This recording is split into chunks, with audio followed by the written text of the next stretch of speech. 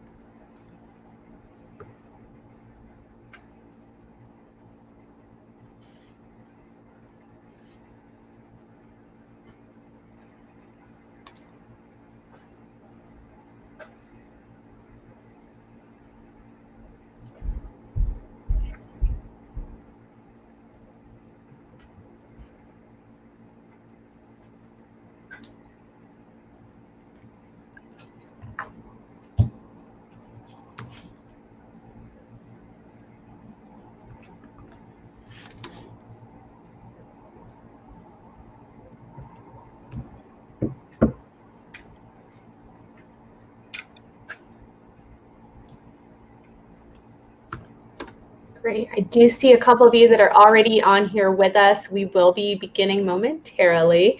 So do us that huge favor, give us a thumbs up, react to the video, of course, with a reaction that we'd appreciate, not the angry emoji. And you can also start commenting on this video as well, any good morning pleasantries or anything that you would like for us to touch on with our district partners as well.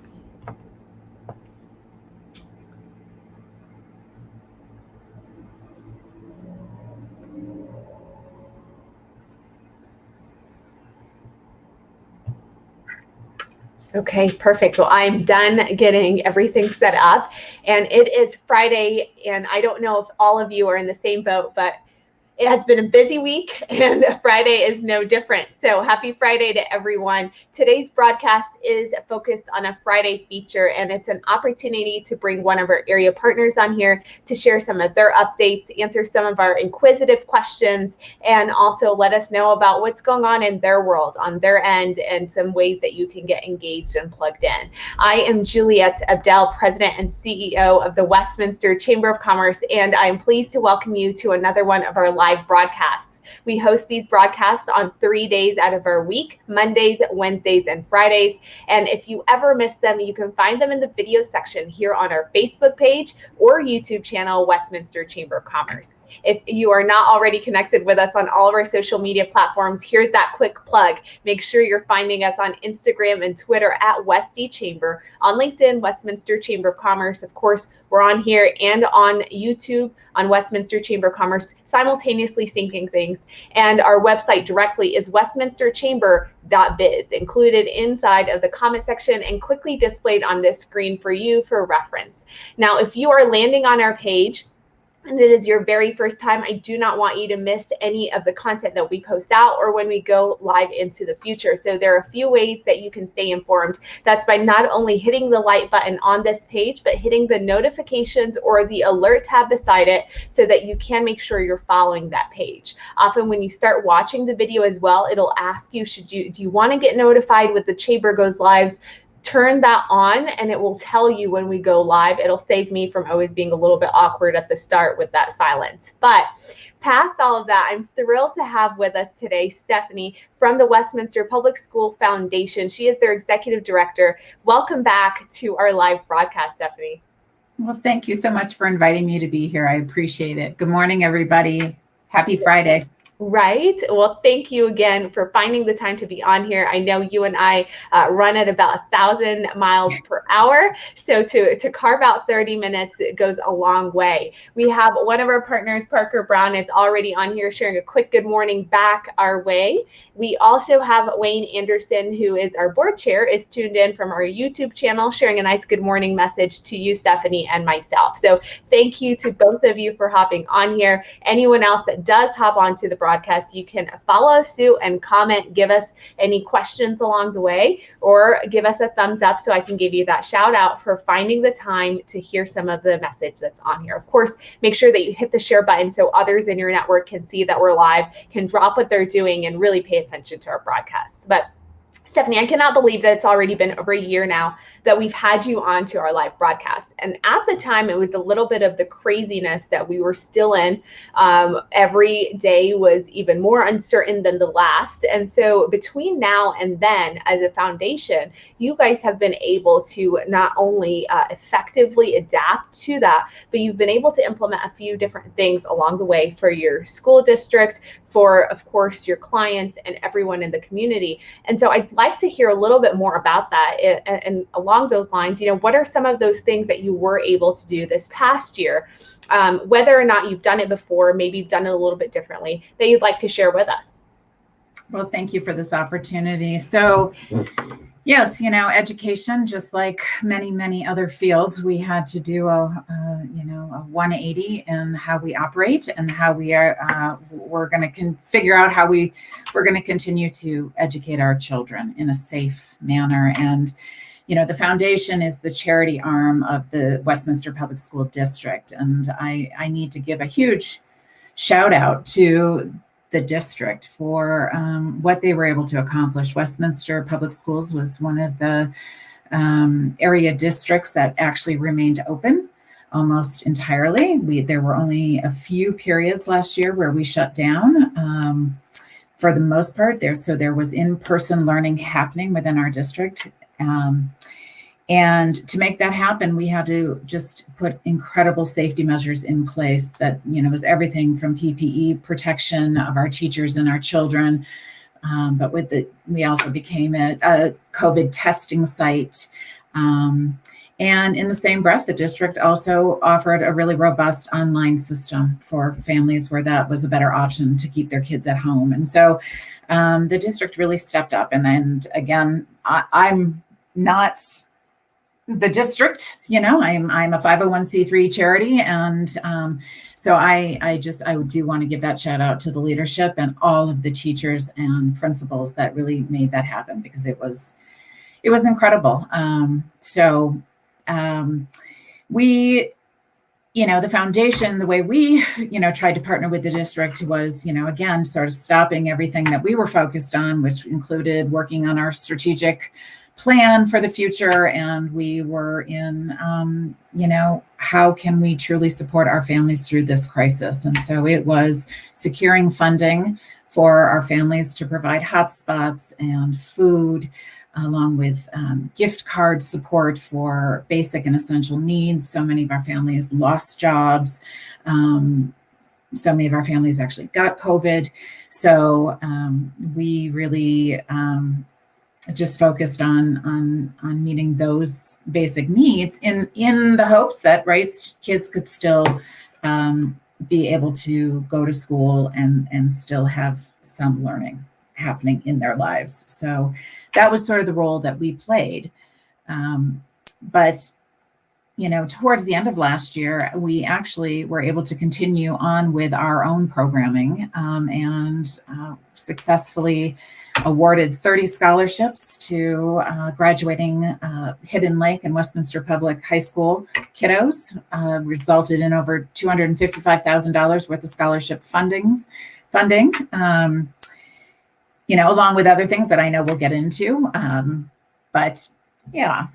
That's a lot of work, and I'm so glad that you highlighted the foundation and distinctively the district as well, because you are right. You guys are separate in that regard, and how you operate and how you're funded, and your primary purpose really. And so I love that you clarified for those folks that may not be aware of what those are. And we get that all the time. As a chamber, people will reach out thinking it's the city, or reach out there thinking it's the chamber, right? And it's interchangeable in that regard. So glad that you touched on some of the work that they were doing along PPE, COVID testing sites, of course, offering that online system. And then for you as a foundation, continuing to not only support and kind of be that megaphone for them and championing them, but then turn around and continuing some of those existing programs that you've been able to do. Now, I don't want to digress, but I do see Donna is on here. Good morning to you. Thank you for hopping on and giving us a quick thumbs up our way. Now, 30 scholarships to high school students. You shared that it's $255,000 that you were able to distribute, which is awesome. That's a great amount that you're able to help those students with. Let's delve deep into that. How is that funded? Is that primarily from your private sector partners? Is it from state dollars that are there, from district dollars? Is it a combination of all the above? It is all of the above. It is truly a very blended resource of funds, and we are grateful for that. Our largest, one of our largest funders is Adams County, and the commissioners who are have a huge initiative in trying to get many of our citizens in Adams County have them obtain a college degree. And so we do have a large amount of money that we do distribute that way. And that also is with a partnership with the Department of Higher Education. So that is a really nice partnership there. We have a private funder who also has just committed to wanting to serve low income families and help them support getting their kids through college. What was one of the most exciting things for us is that, we are very fortunate that my program director, we provide wraparound services for our students. And my program director works with them through their 4 years in higher education. And this year we had 10 of our scholars graduate from college. So it's a huge thumbs up, because having those kind of results to share with our funders is really lovely. And to be able to communicate with our scholars, know the challenges that they're facing, and being able to share that information back to our funders, all of that is really important. But it's also incredibly rewarding to actually know that we're meeting that end game that we're shooting for. That's why our scholarship program exists, not just to give them money for 1 year. It's to actually have them obtain that degree or that industry certificate, because I do want to stress, we don't just fund college scholarships, that we fund kids who, want to get certificates in culinary programs or marketing programs, Adobe design, web development, all of that. So we know that there's not just one track for our kids. And I think that's terrific that you are providing those when you shared the wraparound services, because it's not just here you go, take the money and kind of continue on with wherever you're going to go, and we'll hope that it leads to this. But you're really trying to provide that continuity and make sure that they go through that process to the fullest. And wherever they land, that they actually attain something that will hopefully move them up or move them further with where they're at in life. So I think that's terrific that you've been able to do that and continue to implement it. So in that regard, how would you say your foundation is overall performing during this time? Now, this is a question that we don't have to go into the details of finances or the minutiae behind that, but if you look at the overall health of the foundation, right, especially coming out of or moving into this phase of the COVID situation that we're in? So I feel extremely lucky and blessed, to be honest, to be in this community, because we fared very, very well. We reached out into the community. We asked for support last year, and it was one of our best fundraising years ever. And I'm incredibly grateful to be a part of this work with folks that understand that the needs and the challenges really increased for our kids. And folks were able to open up literally their checkbooks and send money to our programming to help kids. And so feel really lucky. In that breath, I always have an air of caution. We're moving into sort of an unknown year, and we are very optimistic. But as we all know, as we're watching the news and how that yo-yo is starting already, we know that our families, we're not out of the woods yet as a nation, but we're also, our families have still ongoing challenges. And so, I anticipate this is going to be a year of pretty big needs as well. And I'm hoping that we will be able to reach out into the community. So individual donations were up. Our corporate sponsors, I just can't rave enough about our corporate sponsors. We had a very successful virtual event, which, brand new to all of us as we were trying to figure this out last year. But then our golf tournament was our largest one ever that we hosted in June. And I hope that that's a trend that will continue, that we got folks out there, but we had businesses and corporations really step up and contribute and be sponsors of this event, and came out for a great day to be outside in very warm weather and play a round of golf. But, again, all knowing that the funding raised for that would go back into programming for the WPS kids.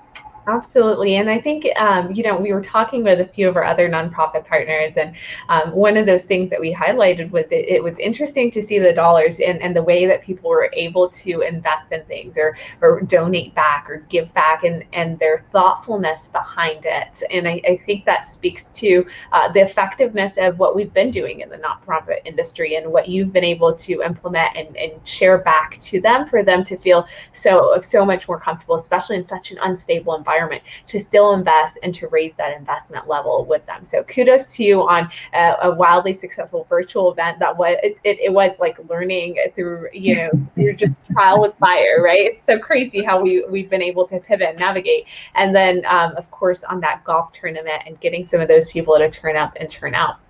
So what were some of those challenges, maybe blocks that were there that you were still able to circumvent, but some things that you maybe did not foresee happening that did develop along the way as a result of kind of that pandemic period? So, as the foundation of the district, our challenges almost 100% lie in that there's usually a bigger need than there are resources. So that's in every area. So we always have more kids applying for scholarships than I have scholarships that I can award. The needs, unforeseen needs of housing impact and rental impact last year. And, we had limited resources in which we could provide any kind of emergency assistance for our families. And so while, again, we had a very strong fundraising year, that need is always, it's pretty big. Many of our families were at risk before the pandemic, and certainly then the virus made things intensify for them. And so, I don't anticipate those challenges will ever go away. That, as much as I would love to be the Melinda and Bill Gates Foundation, we're not. And so, sometimes we have to make some pretty hard choices of how we direct our funding. And we try to do that very strategically and look at where can we make the biggest impact and where can we be most helpful and where can we partner. That's a big part of the work that I do is, where can we form relationships with other community members to elevate our results, and that's certainly an area that I really love because again we have a stronger impact when we all work together. So it's partnering with the chamber and with the Rotary clubs and and the city, and looking at ways that we can all work together to better serve our most important resource being our kids. That is spot on. And thank you so much for highlighting some of the you're right, there are issues that were there, and they kind of were even more exacerbated with the environment that was created by COVID. And so I'm glad that you touched on those, not glad that they're there, but glad that you highlighted those, because those are issues that, as you shared, right, like you work alongside and maybe we can't directly solve it as one organization, but there are so many of our other partners that are able to do a small piece to chip away at this larger issue that's there. And so that, very well said, very well thought out. Our past board chairman, Brian, heads on here sharing a nice good morning message our way. Thank you for hopping on, Brian. And for those of you that are tuning into the broadcast, we have Stephanie from the Westminster Public Schools Foundation, their executive director, with us, giving us all things great in their perspective, what things they've been able to implement over this last year, challenges they have been seeing and trying to work, especially in partnership, to solve. What is on the horizon for you and the foundation? So School year is just around the corner, which I know you and I were chatting right before we hopped on here. It's crazy how much there's a meme out there. It actually says, January and February is a little bit longer, and that's like March, April, May, June is all condensed into this, and then immediately it was August. And so the school year is right around the corner. What are some of those newer initiatives or newer things that you might expect on the horizon for you? Well, I'll give a plug on the very short term. Next Saturday, it is our backpack event. And this event is only for Westminster Public School students, but it is a back to school barbecue. It's scaled down a little bit than what we've done in years past. Again, that's just for safety precautions, keeping in mind that we're not out of the woods with the virus yet.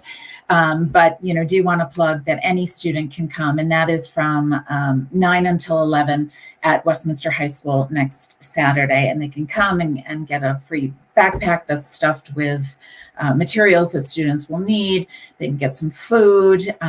It's always a really nice morning. So I do want to plug that.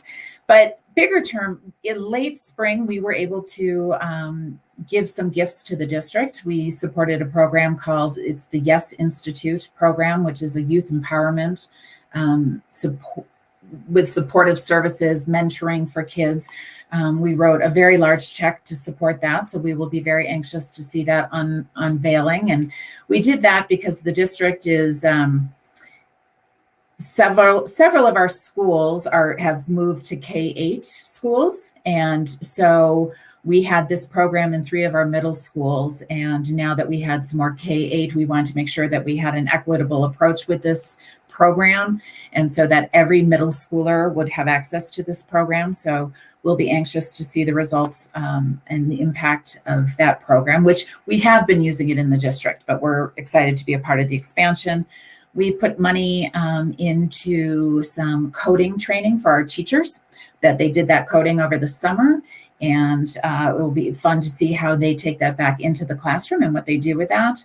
And we also did an investment in our career and technical education program with the student organizations. And of course, all of that was tabled last year, and we couldn't bring students together to do that work. And that's a really important leadership component in the career and technical ed programs. So it'll be wonderful to have those up and running again this year, and providing this avenue to let our students really shine. So those are some of the things that we will be looking at. And then another huge component that I just want to talk about for a second is we continue to look at our diversity and equity issues as an organization.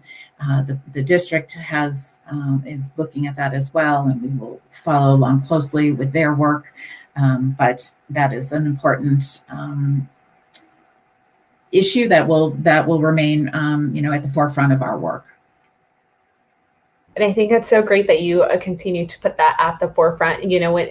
It's kind of what they say when you put a goal into writing and you have it right in front of you, you're more apt to keep working toward that to achieve whatever that looks like in the best. And I think it's a moving target when you look at diversity, equity, and inclusion, and where that paradigm, where you can fit into that type of topic and issue that we're tackling, I think, for everyone, really. But that is some great work that you have been doing over these last several months. Amazing funding that you've applied toward some great programs, not only for teachers, for students that are middle school age, and then, of course, into the career and technical opportunities that are out there. And believe it or not, our time always flies together. So we're nearing that 30, I know, right? Like, we are nearing that 30-minute mark. So before I ask any continual questions or anything, I want to get out there the ways that people can find your organization, maybe engage with you directly. Can you share with me an email address, a website, social media? Yes. So the easiest is our website, which is fundwps.org.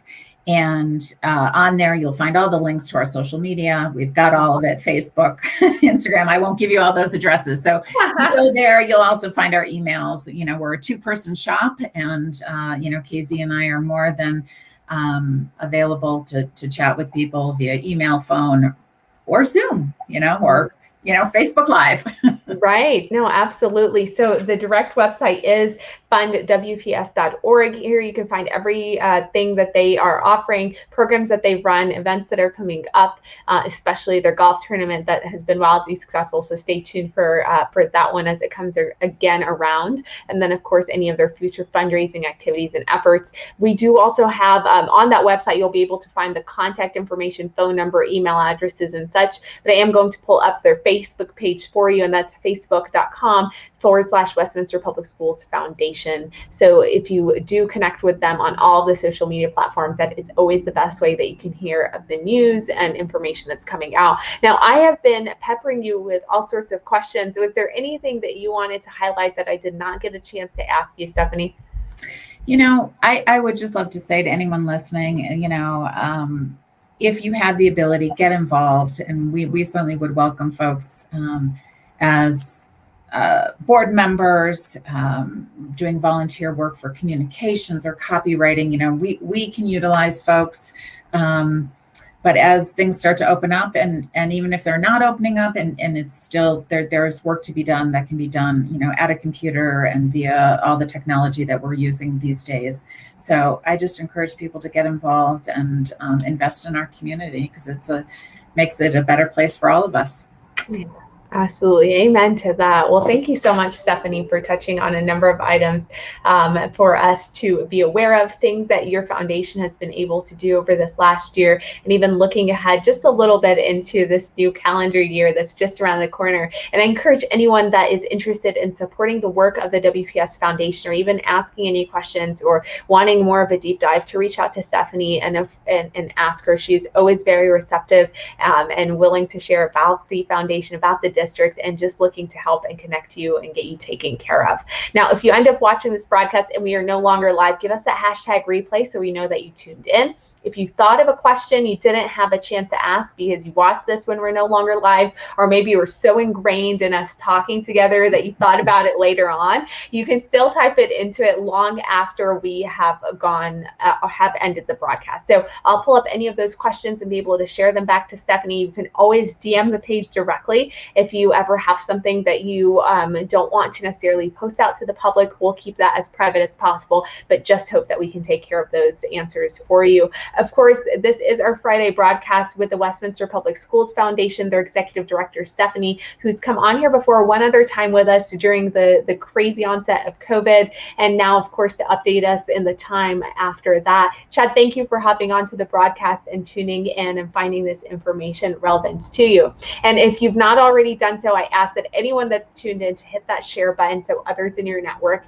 can also take some of this information and know more about it, can chew on it more, and ask us any questions, especially if they're parents, they have kids that are in the school district, or know of others that might benefit from the amazing work that this foundation is doing. We will be back on here on Monday with our mayor, so be sure to hop back on at 11 a.m. to hear some updates from City Hall. Of course, things that are going on and around COVID, things that are going on and around our business and infrastructure needs, and all of those things. So bring your thoughts, bring your questions to Monday. And if you've not watched our broadcasts from this week, catch up over the weekend. Have a wonderful weekend and the rest of your Friday. Stephanie, thank you so much for being a part of this broadcast with me today.